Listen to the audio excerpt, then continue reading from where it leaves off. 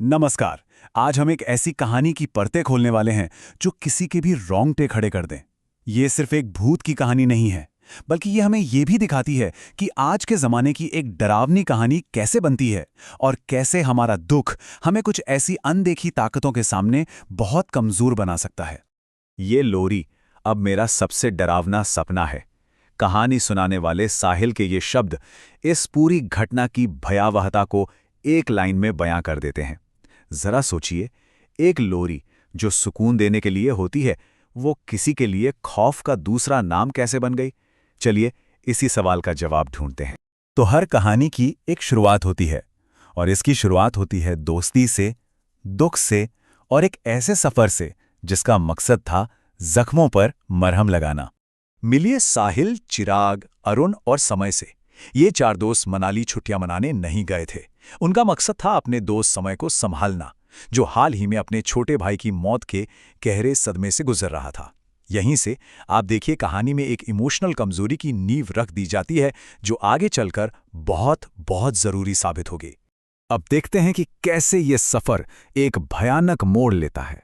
और इसकी शुरुआत होती है हॉरर कहानियों के एक बहुत ही क्लासिक, जाने पहचाने लेकिन हमेशा असरदार तरीके से, एक चेतावनी जिसे नजरअंदाज कर दिया गया।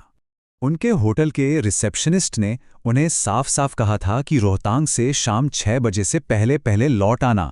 उसने ये भी बताया था कि रोहतांग का मतलब ही है लाशों का ढेर, और वहां रात में एक मायावी साया घूमता है। लेकिन दोस्तों ने इसे बस लोकल अंधविश्वास समझकर हंसकर टाल दिया।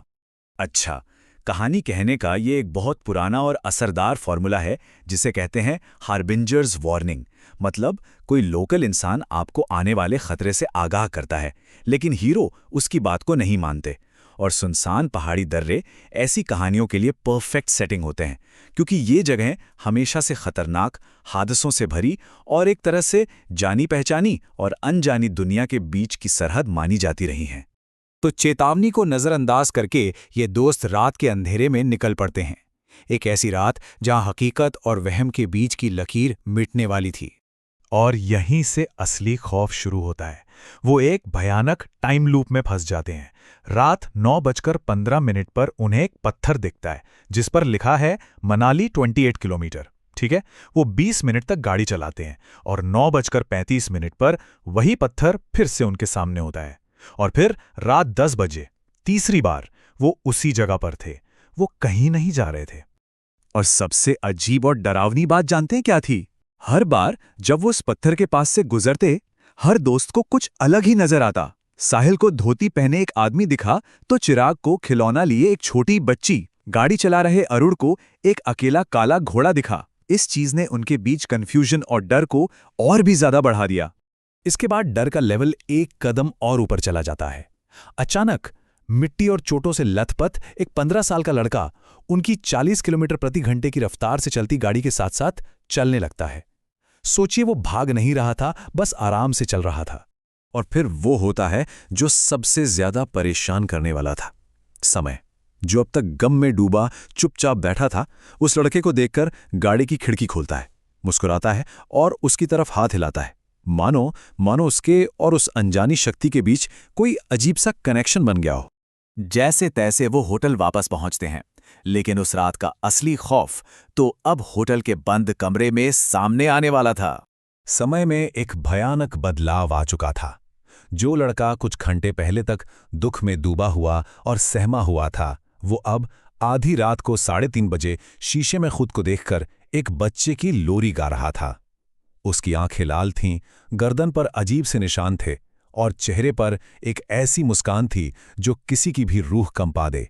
और खौफ अपनी चरम पर तब पहुंचता है जब समय एक बच्चे की आवाज में अपने दोस्तों से पूछता है, अगर मैं रात को तुम्हारी खिड़की पर दस्तक दूं तो तुम खिड़की खोल के मेरी मदद करोगे ना? और ये कहते ही वो बेहोश होकर गिर जाता है।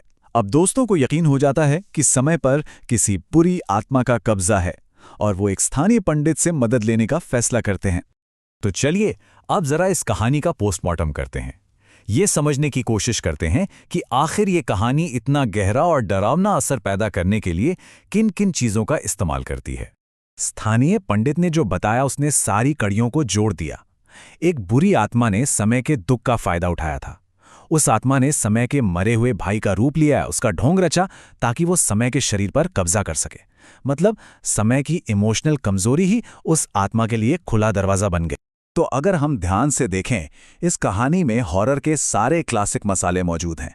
एक सुनसान और खतरनाक जगह, चेतावनी को नजरअंदाज करना, टाइम लूप का अलौकिक जाल, एक डरावना बच्चा जो सड़क पर भी दिखता है और जिसकी आवाज में बात भी होती है, दुख जो बुरी शक्तियों के लिए एक चुंबक का काम करता है, और आखिर में कब्जा या पोजेशन, जिसमें इंसान का खुद पर से ही काबू खत्म हो जाता है।